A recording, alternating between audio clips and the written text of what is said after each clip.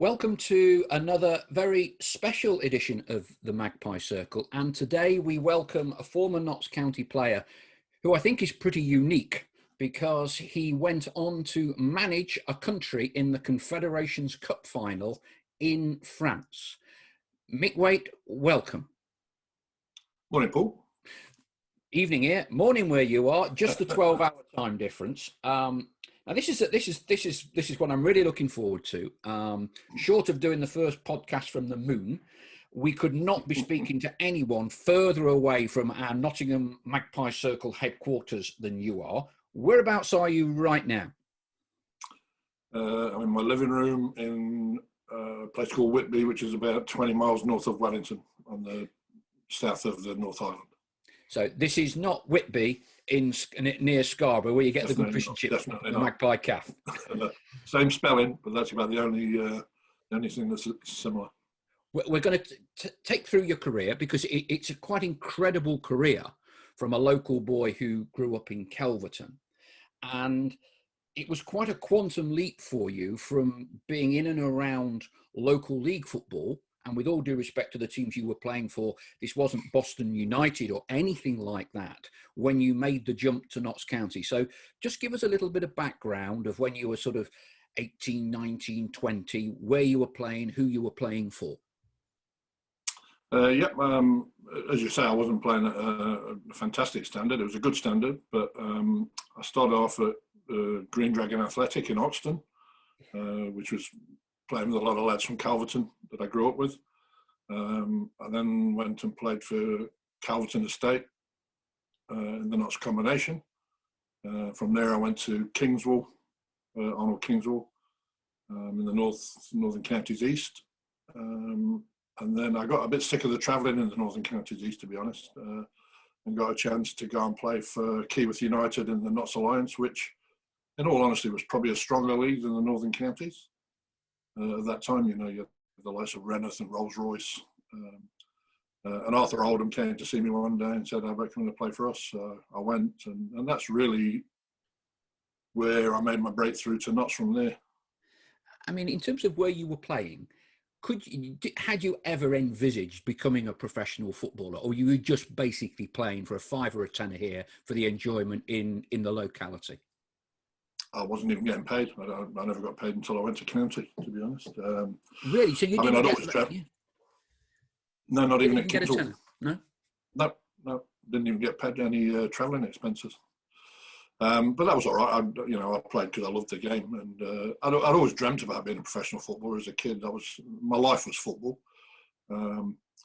But I guess once you get to 16, 17, and you've not really been picked up by anybody, and I saw friends of mine. I saw Steve Cherry, obviously, who I grew up with in Calverton. He was picked up very early by, I think it was Derby, when he was sort of 14, 15. I had other friends that were trialing at professional clubs as well. And I thought I'd missed the boat, and that was fine. I still enjoyed my football. There was no real thought of becoming a professional footballer. I think when I signed for Notts, I was 24. So, that's incredibly late. And I guess, I'm not stupid. I guess I was lucky that at the time I went to Notts, they were going through a tough time financially. Didn't have any money for players. They'd just been relegated from the first division, the old first division. And I got lucky. I guess I was in the right place at the right time. And, so how did the move come? How did the move come about? It came about. Did you know Bob Norris at all? I know Bob very well from Bob Norris Sports. Yeah. Correct. Yep. Yeah. Well, he was running Red Maid and Todd in those days, at the bottom of Canal Street, and I played with Bob on a Thursday. I used to play Saturday afternoon, Sunday morning, and Thursday afternoon. Not Thursday league, good league, selective travel, all those guys. Yeah, selective travel was who I played for, and Bob was playing in that team. And it was Bob really that made the connection to Arthur, and in fact, Arthur played a few games for us my last year for the selective travel, even though he was close to 50, I think, and he was still a good player. And that was the connection that got me to Keyworth. And then I think Notts was struggling for players for the reserve team at the time, and Bob was a big mate of Mick Walker. Yeah. And Mick ran him one day and said, "Look, I need a couple of players for the reserve team. If you've got anybody that you'd recommend that's worth having a look at." Bob recommended me, and I went along for a game against West Brom reserves, which we drew 1-1, and I did okay. And from there, Mick said, I was working night shift at Plessy in Beeston as a telecoms technician, and Mick said to me, "Look, you've done all right tonight. We've got a game in Newcastle next week. Do you want to play?" I was born in the northeast. All my family are Geordies. So I was desperate to play in that game. I said, "Yeah, I'd love to play in that." We went up there, drew 1-1, and I did quite well again. The following week, they were playing at Old Trafford, and I'm a lifelong Man United fan. So I was desperate to play in that game. He said, "Come along, play in that game." We went, and I scored in the Stretford end. Again, we drew 1-1. And after that, he said, "Look, you're working nights. What about coming training with us during the day, having a trial for a couple of months, and we'll see how it goes from there." And that's really where it took off from. That's an incredible rags to riches stories, isn't it? I mean, to be going from Sunday morning, Thursday football, working at nights, and then thrust into professional football. I was having to pinch myself, Paul, if I'm honest. And the first, when they rang me about the game against West Brom, I thought it was one of my mates. I'll use language that I probably shouldn't use, but I thought it was one of my mates taking the piss. So I got a call. I'd only been in bed a couple of hours after a night shift, and I got a call from a lady saying, "Look, we'd like you to come and trial for play in a reserve game in Notts County tonight." And I said, "Yeah, right, put the phone down." And she rang back about 2 minutes later. She says, "No, I'm serious." Luckily, I picked the phone up and didn't sleep through that one. So you've done all right for the reserves. You've played a few games. How did it end up getting to the contract, the pen on the signature, so to speak? Well, I made it hard work for myself, because after the Man United game, I played for Keyworth on the Saturday against Rolls-Royce, and I got sent off. And in those days in local football, I'm not sure if it's still the same, but you used to get quite long suspensions. Yes. And I got suspended for 6 weeks. So I couldn't play. I couldn't play in any more trial games for county. So I was working my night shift, going straight to Meadow Lane, sleeping in the car for an hour in the car park, and then training. Larry was the manager at the time, and I didn't think I was anywhere near getting signed on, but I was just enjoying the experience, if I'm honest. And then Larry got the sack, and Richie Barker came in not long before Christmas. And I think it was a Thursday morning, we had a practice match, second team reserves versus the first team, which we did quite often. And I scored 2. One was a screamer, an absolute screamer, a volley from about 30 yards. And at the end of the game, I think Richie was getting a bit desperate at the time, and he just said to me, he said, "How do you feel about signing on for the rest of the season?" And I was blown away, if I'm honest. And I said, "Oh, look, I just need to check a few things with work." I went back to Plessy and told them, and they said, "Look, there's an opportunity at the moment to take voluntary redundancy, and you'll get about £6,500. I went, "Right, done." And I went back. I was just about to go in and tell Richie, "Yeah, I'll sign." And Martin O'Neill heard. Steve Sims sort of took me under his arm when I went to the club, and he heard, and he said, "Look, don't sign just till the end of the season." He said, "They should be offering you more than that." He said, "If you're giving up a job," and I hadn't told them about the redundancy thing at the time. And he took me in to see Martin, who was captain at the time, and Martin said, "Look, I'll go in and see him. That's not right." He said, "You deserve a longer shot if you're going to give up a job." Martin went in to see him, came out, and they offered me an 18-month contract, which was music to my ears. And I actually took a wage cut, because I was working night shifts, so I was getting time and a third. And they asked me what I was earning, and they were going to pay me the same as I was getting at Plessy, and I didn't tell them about the third. So they paid me less than I was getting at Plessy, but they also offered me really good win bonuses. But if I'm honest, I didn't expect to get too many win bonuses that season, because one, we weren't winning, and the other, I didn't really expect to get too near the first team in that first season. They still had Rashid, Alan Young, Fash, Charlie, so they were all in front of me. And I was very, very naive and very raw going in at that stage, but delighted to sign. What a great story. Had no idea. I mean, I was at Leicester for 15 years. Martin O'Neill, one of my best friends in football. Top guy. And after this, I'm going to ring him and recount this story, because he's never mentioned it to me. It'll be interesting to see if he still remembers. He will. And I also came on as sub the game that finished his career against Shrewsbury when he smashed his knee ligaments and couldn't go to the '86 World Cup. So you've so the players overhearing your discussion have gone in on your behalf and got you an 18-month rather than 4, 5, 6-month contract, yeah? And Yep. Clearly this was pre-agents and all the rest of it, yeah? So Absolutely. Yeah. Oh, I was very naive on that side of things and just desperate to sign. I mean, if they'd have come back with signing me to only offering me till the end of the season, I would have taken it. Absolutely, no doubt. And I would have left Plessy without the redundancy as well. That just worked in my favour really well. So you did manage to get the redundancy money as well. So that was a result. Okay, so you've signed. Difficult times for Notts. Clearly, they're heading towards a second successive relegation.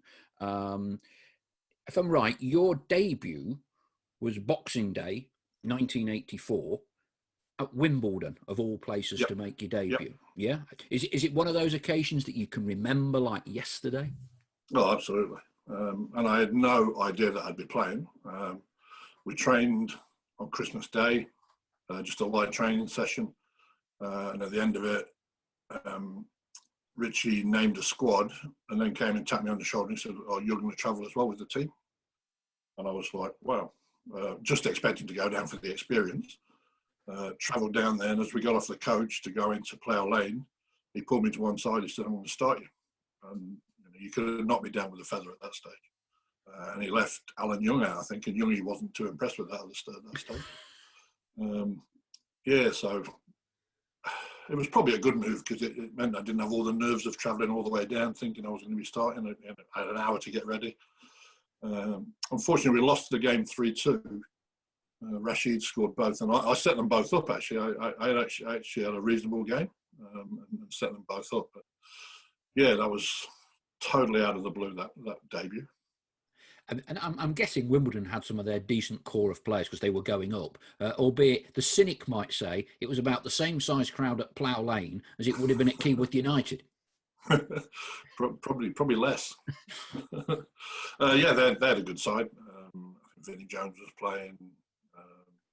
I think Neil Ardley played. I haven't checked the team sheet recently, but I've got a feeling that he may have played in that game as well.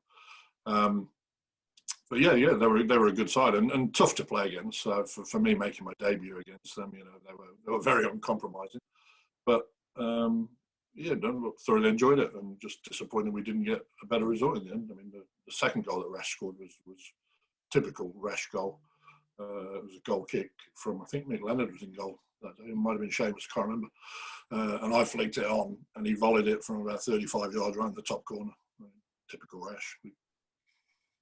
What was the physicality like? Because a lot of the players that move from non-league into professional leagues today talk about how much more physical it is. Now, you're 6'5", but was it quite intimidating playing against seasoned full-time pros? Yeah, it was. I mean, totally different to what I'd experienced prior to that, and the fitness level as well. Massive difference from playing Notts Alliance or any other standard I'd played, really. And plus I'd gone, as I said, I got that suspension through all November and early December, so I hadn't played a competitive game for about 2.5 months when I played that game. And I remember being the most tired I've ever been in my life. My legs by the end of it had almost given up.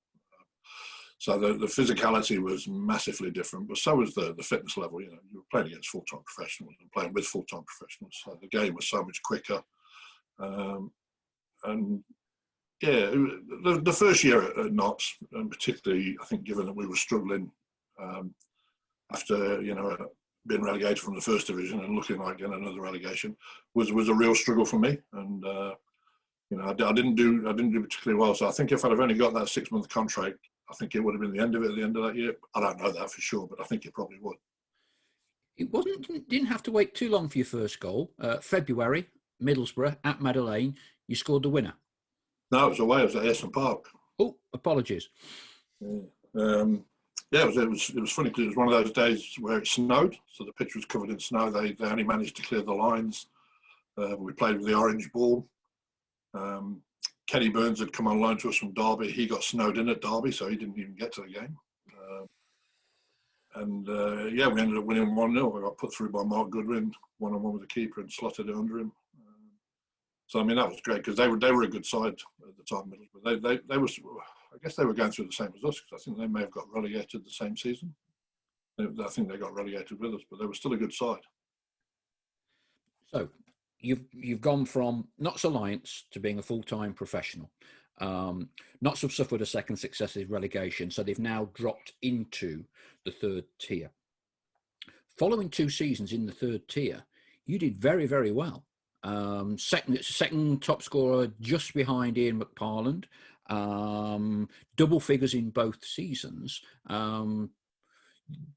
Presumably, you must have had a half decent pre-season. Would Jimmy have been back in charge by this time, or did Richie start? It was more Jimmy rebuilding, wasn't it, at this point? Yeah, definitely. No, Richie went at the end of the season. We got relegated. Jimmy came back in and he brought in Dick Bates as first team coach, who was a big help for me, if I'm honest. He wasn't everybody's cup of tea, but I loved him, and you know he was fanatical about the game. But yeah, I did really well, and I think the difference was getting a full pre-season under my belt. Because as I say, that first year I went in totally unprepared, probably a little bit overweight when I first started on trial. But by the time I played against Wimbledon, I was down to the lowest weight I'd been in years, and probably a little bit too light, if I'm honest. But then having a full pre-season under Jimmy and Dick was a hard taskmaster in terms of the way we trained. Was a big difference. And I didn't make the team in the first few games. And I remember, I think the first game of the season, we lost 4-0 at home to Cardiff, if I remember rightly. And everybody, I think, thought, oh no, this is going to be another tough season. But we pretty quickly turned things around, and Jimmy then started, as you say, to rebuild a team. And that year, you know, brought in, I mean, Dean Yates had already made his debut in the relegation season as a 16-year-old, I think, possibly 17. But that year, people like Paul Smalley came in, Darren Davis, Wayne Fairclough, Dave Kevin, Richard Young. You know, a lot of really good young players who did really well, and it was enjoyable to play. And, you know, I think they lifted a lot of the older players. And they provided a lot of enthusiasm. We were very naive, but yeah, we did all right. Yeah, it was 2 successive top 10 finishes, and as I say, you were banging the goals in. And I must admit, I'd almost forgotten about this, but there was a big cup run, wasn't there? And you got to the 5th round, and you drew Tottenham. Yeah, we drew Tottenham at Meadow Lane. It was a bitter cold day. The pitch was frozen. It was one of those days where you didn't know whether to wear studs or rubbers, because it was just slightly wet on top but frozen underneath. And in fact, in the first minute, Dean Yates slipped with a ball that got played back to him, slipped, and Clive Allen went through and scored. And I think that was the year that Clive Allen scored 49. But we fought back, and we ended up, Charlie equalised in the second half. And then we actually should have won the game. I've still got it from the match of the day when we got a free kick with about 5 minutes to go. On the left wing, Darren Davis hung one up to the far post. I headed it down, and Dave Hunt smashed it in the top corner past Ray Clements. But the referee gave a free kick against me for a foul on Mark Falco, and I swear to this day it was never a foul. Although Jimmy always, for the rest of that season, kept saying to me, "Giant, you cost me a place in the FA Cup final with that foul." So clearly his nickname for you was Giant. The Giant, yeah. Among other things, there were other names. What was Jimmy like? I'm not going to repeat on it. What was Jimmy like? He was intimidating to somebody that was new to the professional game, but his enthusiasm and his knowledge of the game was second to nobody I'd ever met in football before. And you know, I had massive respect for him for what he'd done at the club previously. He came back in, you could see the players respected him and liked what he was trying to do. You know, and he was great with those young players. You're 6'5". You're a strong lad, but you weren't necessarily that sort of blunderbuss centre forward. You know, you had a lot more finesse and skill. I don't know whether it would be a Peter Crouch type, but you were good on the deck as well, because often you can just stereotype a 6'5" footballer as a bloke that heads it and, you know, arms, shoulders, rolls around a bit. Yeah. Yeah, I don't think that was a strength of my game, to be honest. I always felt when I played local league, I was better with the ball at my feet than I was in the air. And I used to get a bit of stick from the likes of Pedro about my heading ability. But yeah, I still think. I mean, I was fairly quick for a big guy. I had a good left foot, and I knew where the back of the net was. And I managed to, as you said, score a few both of those last 2 seasons. You got your first hat trick against Gillingham. What do you remember of that one? I remember it well, actually. Charlie got injured. So I was playing up front with Charlie. He got injured quite early in the game. I scored 2 in the first half, set up by Richard Young, I think, if I remember right. No, one was from a corner and one was set up by Richard. And I remember coming in at half time, Charlie was on the treatment table and he said, "Big man, get the hat trick. You've got to get the hat trick." And that put pressure on me, obviously. I wasn't even thinking about it at that stage. I think it would have happened naturally if Charlie put a bit of pressure on me. And I didn't score till the 89th minute. And a couple of really funny things about that is, one, the TV cameras had gone home, so my hat trick was never recorded by the local TV cameras. And a lot of my mates used to give me stick and say, it never happened. It did. And I remember when I scored the third one, I raced up the main stand, the side of the pitch of the main stand, and Jimmy stepped out of the dugout and tripped me up. And I think that was his way of bringing me back down to earth and making sure I didn't get above myself. Great story. What a great story. So you're the local and I also remember that game, we beat them 3-1, and Tony Cascarino scored for them. Scored a good goal as well. Tony Cascarino, yeah. You have a great memory of all of these games. As a local boy, I know you were born in the Northeast, but you've grown up in Kelverton. Tell me what it's like for you to have been playing lower league Nottinghamshire football and now to be a recognisable figure leading the line for Notts County. I mean, what was it like, being recognised around the place? And, was it all down the nightclubs and the sharp suits? Or what was that like in the 80s? It was Madison's era for me, if I remember rightly. But yeah. Madison's and Liberties, maybe, the club. It was surreal for me. It really was, from somebody who was just playing local league football, working, night shift, doing what you normally do, what most 24-year-olds do, to suddenly playing for one of your hometown clubs. I mean, I was never a Notts fan, but I always followed their results. I'm a lifelong Man United fan. My mum's maiden name is Charlton, and we're from the Northeast, and she's actually related quite distantly to Bobby and Jackie Charlton, and that's where my sort of love for Man United came, that and George Best. Really? Didn't know that one either. So to score at Old Trafford for me, and then that first game, the second game for the reserves, second or third game, was a dream come true. But I found it a little bit difficult,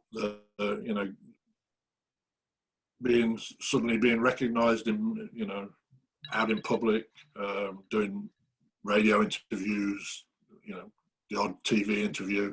I just found that, and I used to take a lot of stick from my mates whenever you were doing a radio interview, and particularly if you did a TV one.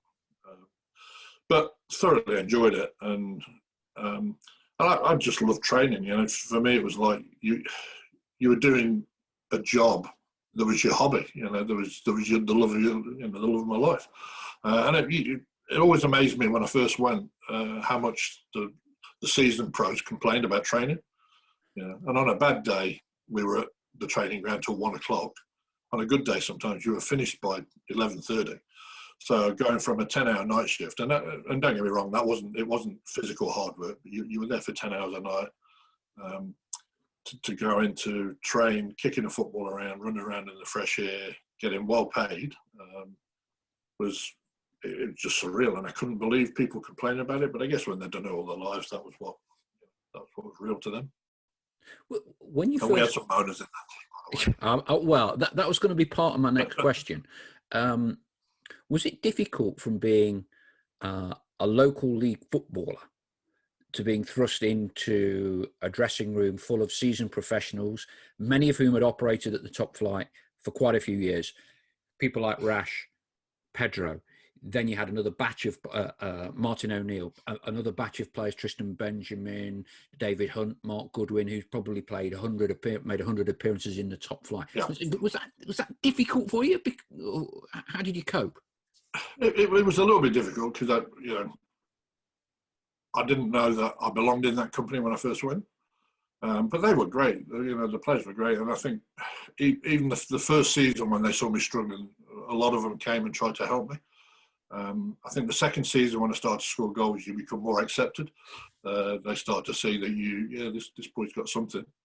And we had a great dressing room, and I watched the Les Brad episode the other day, and what Brady was saying about the thing you miss most when it all finishes is the dressing room banter.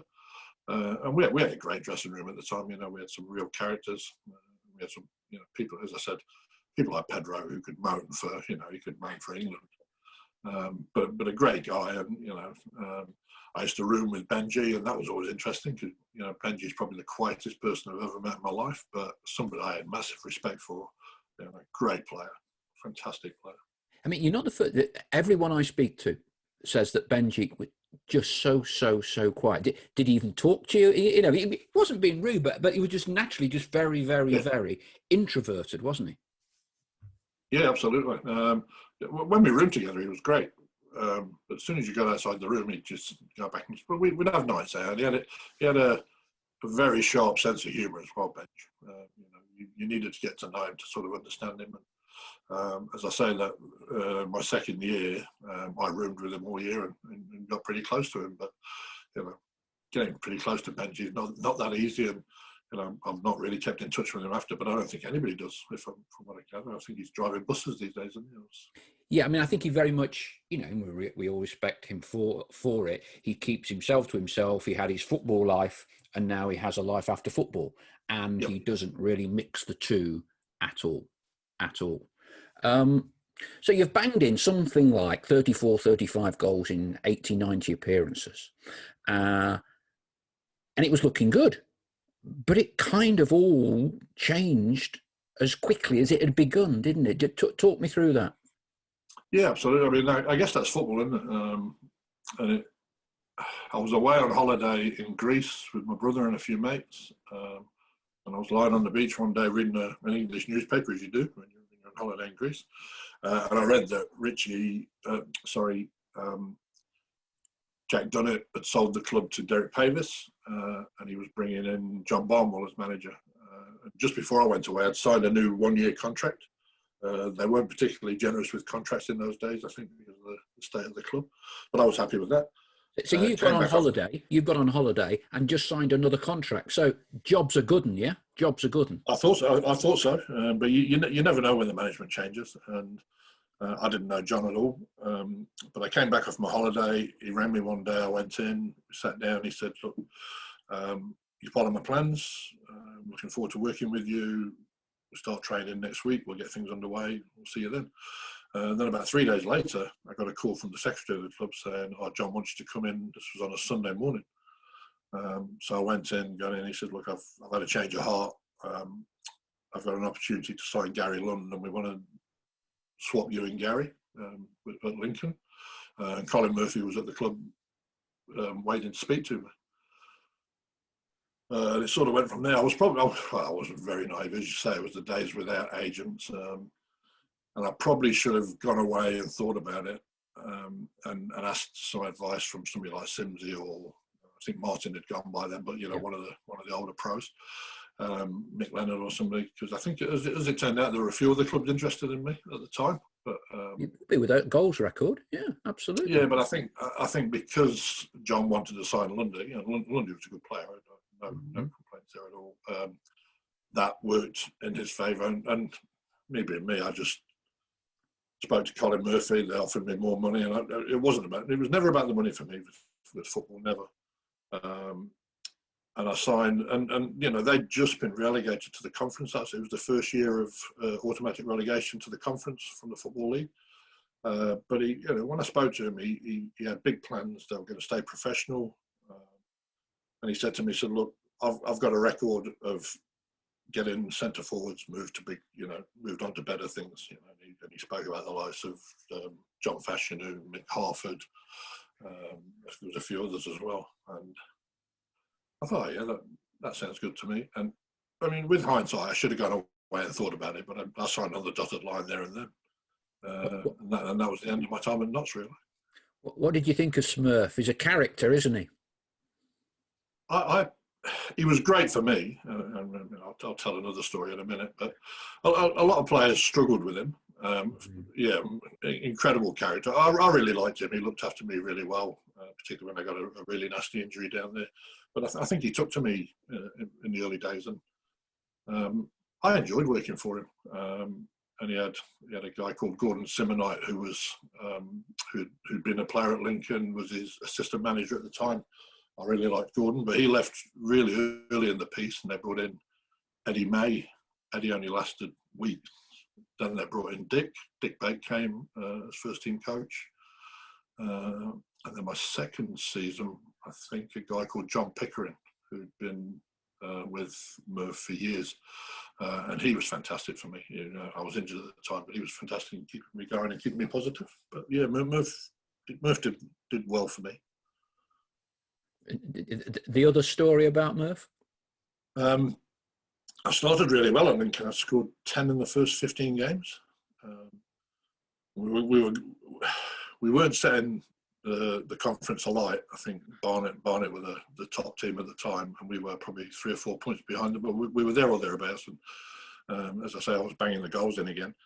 And a friend of mine from local league broke his leg playing in a game, and there were some other mates of mine were going to run a charity game for him. And they said, look, is there any chance you'd be allowed to play in it? And I said, look, I'll ask Murph if I can play in it.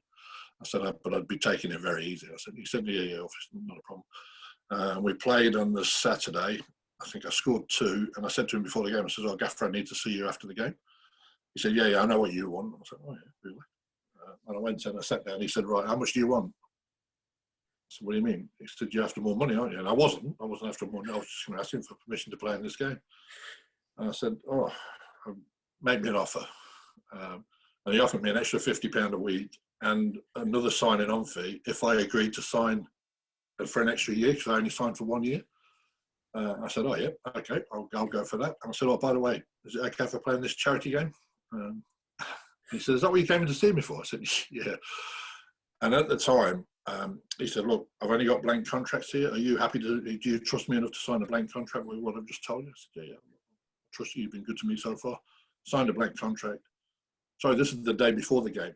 It's the day before the game. We played Cheltenham the next day, and I broke my leg, like a really bad break, in the first minute of the game. And I remember as I was being stretched off, he came up to me and he said, suppose you're going to expect me to honour that contract now, aren't you? And I said, yeah. And he did too. I got every penny that he'd offered me. And he always looked after me, I've got to be honest. I like Murph. I like Murph. He I liked it well. When I was at Leicester as assistant to Peter Taylor, and yep. Deep thinker, whatever you want to call it. But I like Murph.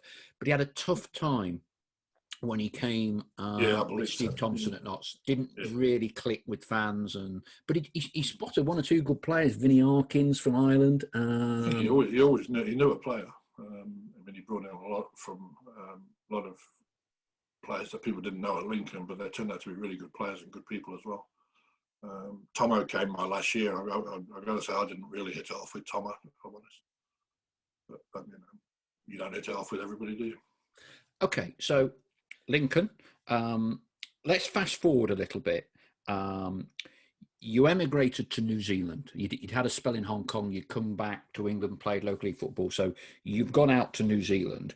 And really, this is arguably more, if you like, unlikely than making the transition from Keyworth to Notts County, isn't it? That you've gone to emigrate to New Zealand, and you end up managing the national team.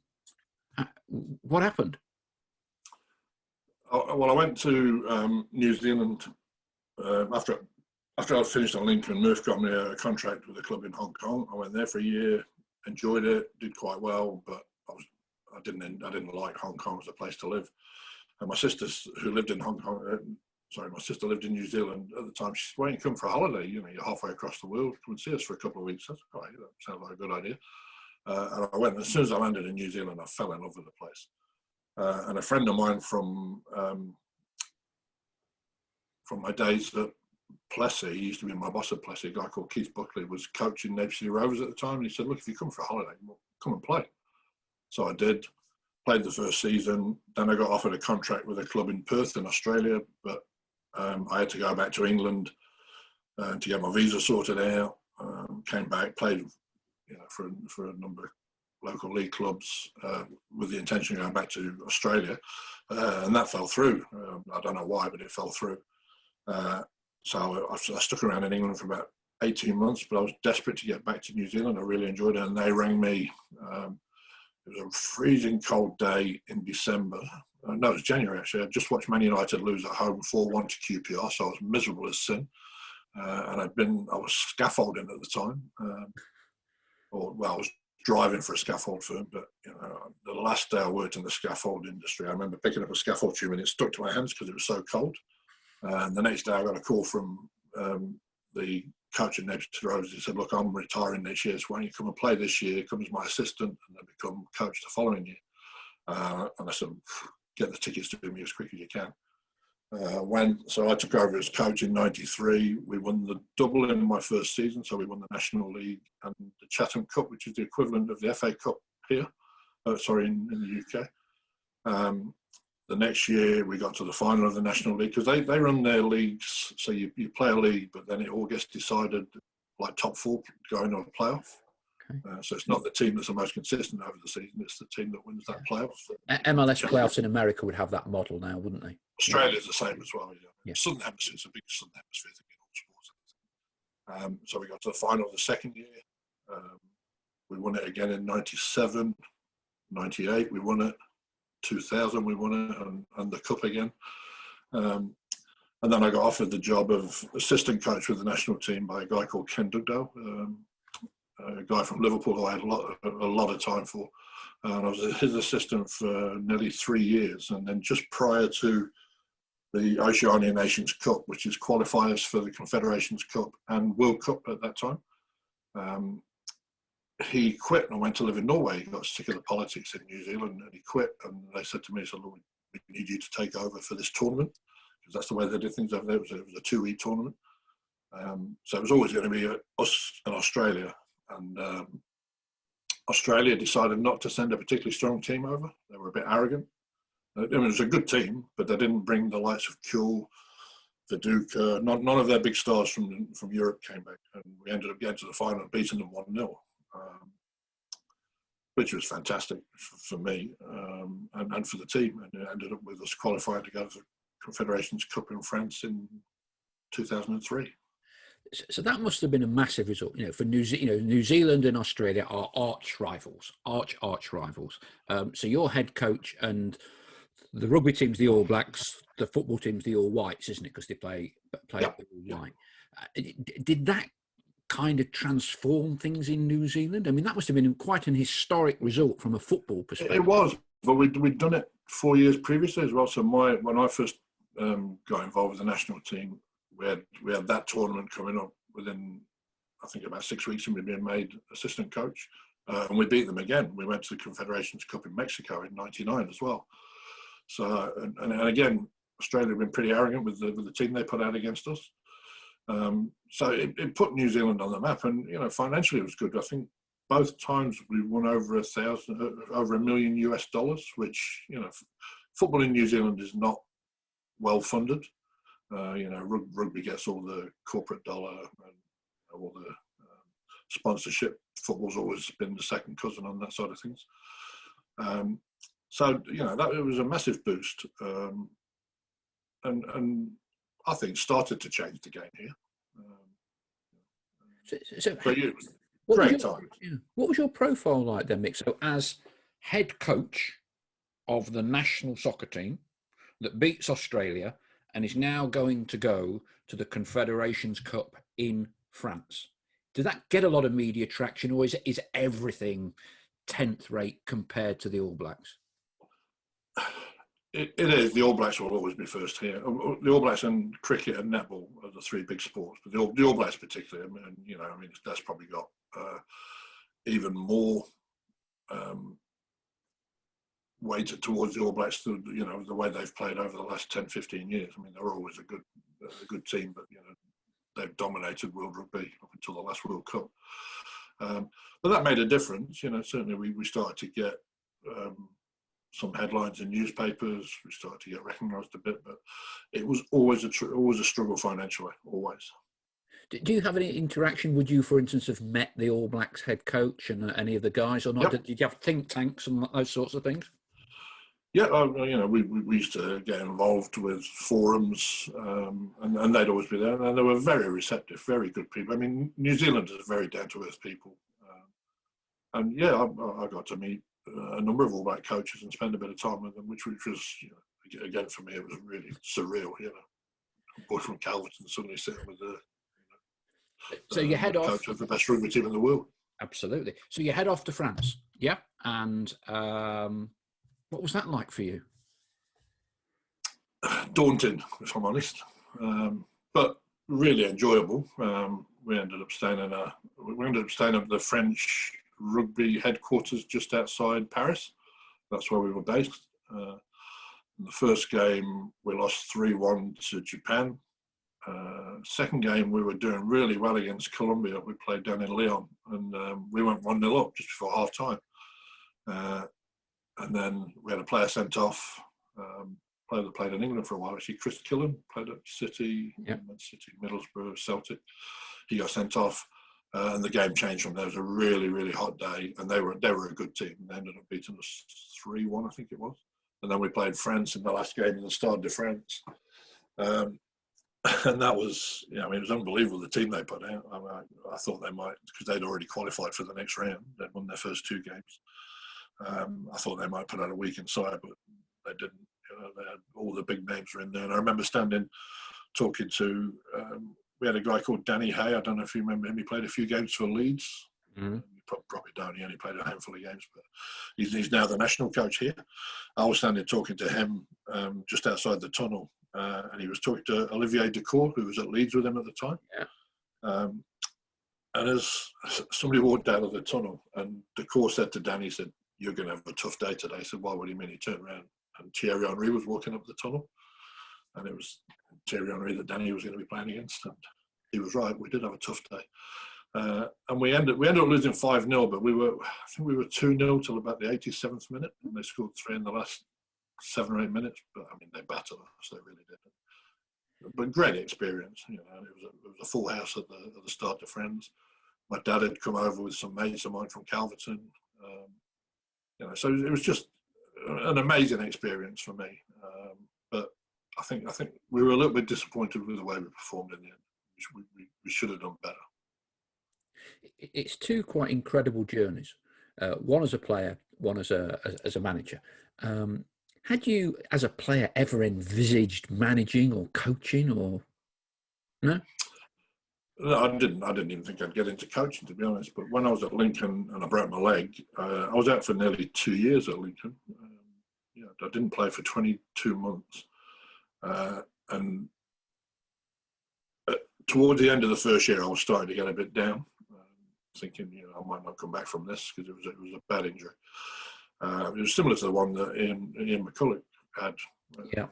And it was a similar sort of thing. It was a collision with a goalkeeper, and then it got infected. And I think once you get infections and things like that, and I think Ian had the same thing, you're always up against it. And Murph said to me, he said, "Look, what about getting involved coaching? So we need somebody to look after the reserve team and the youth team." I said, "Oh, yeah, I'll be game for that." And I did that. And I really enjoyed it. And we did all right. And that's sort of where I got involved in coaching. And I'd never thought about it before that. And I was still only, I was 29 at the time, so I was still fairly young. But really, it took off from there. And, in the end, I thoroughly enjoyed coaching. Now, there's some New Zealand connections along the way here. Knott's had a young left-sided, was he midfielder, left back, left winger, Declan Edge. Yep. And he would have played a few games when you were at Knott's. Did you end up getting back in touch when he was in New Zealand and all the rest of it, or did you never see him again from when you played alongside him for a few games? No. I've run across Declan quite a few times. He's actually in Sweden, I think, at the moment, coaching in Sweden. But he set up an academy here, not far from where I live, actually. And he's done some fantastic things with young players in New Zealand. He's a character, Declan. I guess you guys wouldn't have known his dad. His dad was quite famous in football circles here, and he was a bit of a character as well. And Declan sort of carried on in that vein. But he's done some great things with youth players. But he's always fallen out with New Zealand football in the end. So, I think the last I heard, and I haven't seen him for a while, the last I heard he was coaching in Sweden. And Paul Smalley, did he work with you down in New Zealand? He did. Paul came in as the technical director just prior to the Confederations Cup in France. And in fact, I came back to England just before they appointed him, and the CEO of New Zealand Football at the time said to me, "Look, go and meet this guy, try and put him off coming to New Zealand, and we'll see how interested he is in coming." And I just went and gave him a full rundown, warts and all, of what it was like, and he still came. And I've got to say, we fell out at times. We didn't always get on, but I mean, I'm good friends with him again now. He was technical director. We didn't always see things in the same way, and I think, like a lot of people that come to New Zealand, unless you know the lay of the land, it can be a very frustrating place to work football-wise, because of some of the reasons we spoke about earlier in terms of finances and where football sits in the scheme of things. But he came in and tried to make a lot of changes. Brought Mick Leonard with him for a while. Mick Leonard came in as the national goalkeeping coach, and I've always been a good friend of Mick's and got a lot of time and respect for him. There's been a few connections over the years. Dick Bate came here for a while to do some coaching courses, some coach education for Oceania. Just trying to think who else played. So there was somebody else from County came here. But anyway. Yeah, small. My memory's not as good as you're making it out to be. A small world. Do you miss Calverton? Do you miss Nottingham? Or is that long gone? That's a part of your life that's put back in the locker, so to speak. It is really, because I love New Zealand. New Zealand's home to me. I've got a daughter. Well, she's actually in Australia at the moment, stuck in Melbourne because of lockdown, but she's trying to get back here. But I love living in New Zealand. I think you always miss England to a certain extent. I don't miss it at the moment, I guess, with what's happening with the coronavirus. I always missed the big football events. The few times I go, I've been back. I've always made sure I got to plenty of games. Growing up, I was never a Forest fan. Good. But I loved watching. That team that Cloughie put together, with Martin, and I was lucky enough to get to play with the likes of Burnsy. I got to play for John Robertson when he was coaching Grantham. But when I've been back, I've always been to, my family are all Geordies, so I've been to Newcastle games. I always go back to Old Trafford when I'm back. I went to the new Wembley to watch England play Czechoslovakia before the 2016 something or other, I can't remember. But yeah, so that's we get all the Premier League games here live, but it's on TV. It's not the same. So I love that atmosphere of going to football games. I guess that for now that's gone as well, isn't it? Do you keep in touch, Facebook or whatever, with any of your old teammates, Calverton from all those years ago? I keep in touch with a lot of friends from Calverton and from County as well. I'm still in touch with a few of the boys. So yeah, I do keep in touch with them, and I think the one thing that people from Calverton always appreciated is I never forgot my roots. When I went to County and then onto better things with New Zealand. I knew where I was from. I was a miner's son from Calverton, and I'll never forget that. Do you remember one of your teammates, probably from Friartuck, Kevin Leam? I remember Leamy well. Yeah, it was like another character. Yeah, shows you how old. I play walking football with him. Danny Boyes has always put together good local teams. Oh, Danny, yeah. There's a group of us Saturday mornings playing walk-in football, and of course we all try and run. And so one week Liam's got the ball. Only about 2 weeks ago, he's pushed the ball around me and he's tried to run through me, which was a bit of a mistake. So he's hit me, a big lad. He's banged down on the floor. Yeah. And then about half hour later, I did my calf doing walking football. So we're all too old, but we all think we can still play. But it's Kev who said, he said, you should get hold of Mick. He said, and do some podcasting with him. Because you're still active on the old Facebook, aren't you, with the lads? And a lot of the not-supporters groups see you and everything. So, and I've got to say, this has been a really, really good one to do, because a lot of this stuff, I didn't know. And I like to think I know most things went on.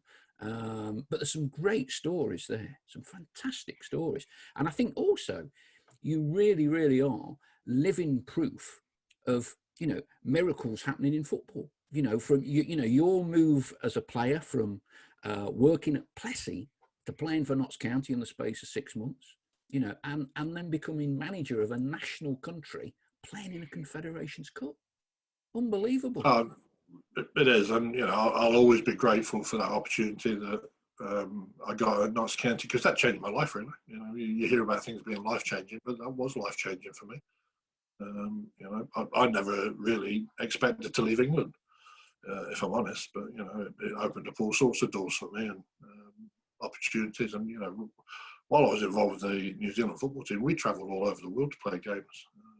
Played against all sorts of teams. Played against Brazil. Played against Scotland in Edinburgh, just prior to the 2003 Confederations Cup, and a lot of my friends got to the game. My dad was there, so that was, things like that were really special for me. I mean, logistically, when you're in New Zealand and you're travelling to God knows where, I mean, do they whack you in the back of the bus on economy, or were you able to do it business class? I mean, because some of those flights must be absolute killers. In my day, it was always cattle class, always. These days, and I think the difference for the team came when they qualified for the 2010 World Cup and then did really well over there. They were unbeaten, 3 draws, and then you get a significant amount of money when you qualify for the World Cup, particularly if you don't lose. And these days they do travel business class. When I was manager, we had people like Ryan Nelson, Chris Killen, who were playing in the Premier League, Simon Elliott for a while. They were having to fly back from England to New Zealand, cattle class, and then, a day later playing a game, a World Cup qualifier. So it was really tough on the players. And wherever we travelled, unfortunately, New Zealand's a great place, but it's a long, long way from anywhere else. So wherever you go for games, you've got a lot of travelling to do, and the travelling wasn't always the best. We've some great stories of some of the travel, probably stories that I couldn't repeat on here. But you're 6 foot. It was just an amazing experience. I mean, you're 6'5", so you were whacked in cattle class then for like 20 hours to come back to Europe or South America. Always, yeah.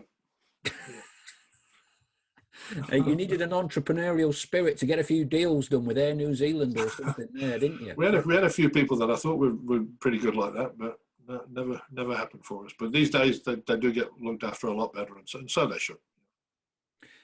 I mean, one of the ironies now, of course, is, probably like most Notts former players, can you believe that they're not in the league anymore? No, I found it really hard watching, the demise the year before last. So I guess the good thing is now, and I'm not that well connected with the club these days, but it seems to be on a firmer footing these days. They seem to be well organised. The new owners seem to know what they're doing. Obviously, they did well last season, but disappointed to lose in the playoff. And hopefully they can get back there as soon as possible. Because that's it, for the oldest football league club in the world to be not in a professional league is it's a little bit bizarre, and upsetting for those of us that hold the club dear to their heart. Let's end on a positive. As we said earlier, Mick, your footballing life really is quite unbelievable. Delighted you can join us and share so many stories with us today. Thank you very much indeed. I know Notts fans of a certain age will always remember you. You know, the big centre forward, had the old half black and white striped shirts, the home ales one. Yeah. And I've got a lot of shirts here, but that is a really, really, really difficult shirt to get hold of, if I'm honest with you. Really? Hence, I'm not wearing it. I've just got an Hugo Boss top on today, but really difficult. Great times. Thank you very much indeed for joining us. And of course, I know you'd love to be at Old Trafford when you come back to England, but I know you'll always be very welcome at Meadow Lane. And I always come to Meadow Lane any time I'm back, and I was made a guest the last time I was back, which was wonderful. As I say, we'll always hold a special place in my heart.